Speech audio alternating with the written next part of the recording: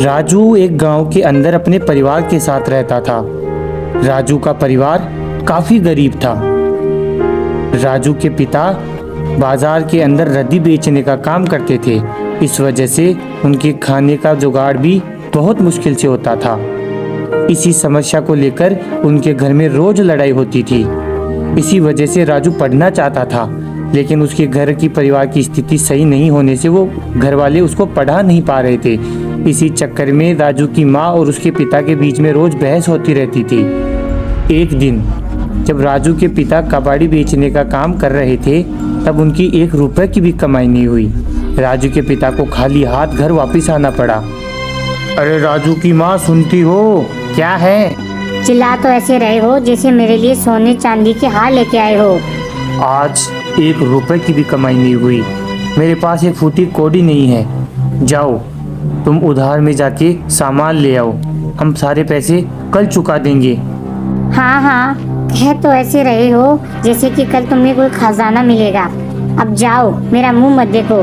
घर में खाने को एक दाना नहीं है, जाके कुछ लेके आओ। अरे तो इतना भड़क क्यों रही हो? जाता हूँ मैं। ऐसा कह के राजू के पिता पास वाली दुकान के पास उधार सामान लेने चला जाता है। महाराज, आप हमको थोड़ा सा उधार सामान दे दीजिए, हम आपको पैसे कल लौटा देंगे। तुम्हें 1 रुपया का सामान नहीं मिलेगा। पिछली बार का उधार चुका दो, अब की बार तो मैं तुमको दे रहा हूँ। अगर कल तुमने उधार सामान का पैसा नहीं चुकाया तो अगली बार से मैं तुम्हें कुछ भी नहीं दूंगा। जी, आप मेरे को एक बार दिए, फिर मैं आपको कल आपके सारे पैसे लौटा दूंगा। ये लो, और याद रखना कल सारा उधार दे देना। ऐसा कह के राजू के पिता सामान लेके घर आ जाते हैं। अगले दिन जैसे ही राजू के पिता काम के लिए बाहर जा रहे होते हैं, तभी दुकानदार उनको बीच में टोकता हुआ कहता है, याद है ना, आज तुमको मेरा कर्ज चुकाना है, और अगर तुमने मेरा कर्ज नहीं चुकाया तो मैं तुम्हारी हालत बहुत बुरी कर दूंगा। ऐसा सुनकर राजू के पिता वहाँ से रवाना होते हुए कहते हैं, जी मैं आपका सारा कर्ज चुका दूंगा।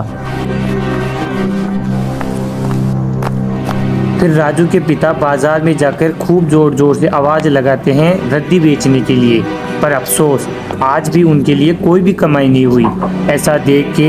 ऐसे ही देखते देखते राजू के पिता वहाँ पे बैठे रहते हैं और ग्राहक आने का इंतज़ार करते हैं।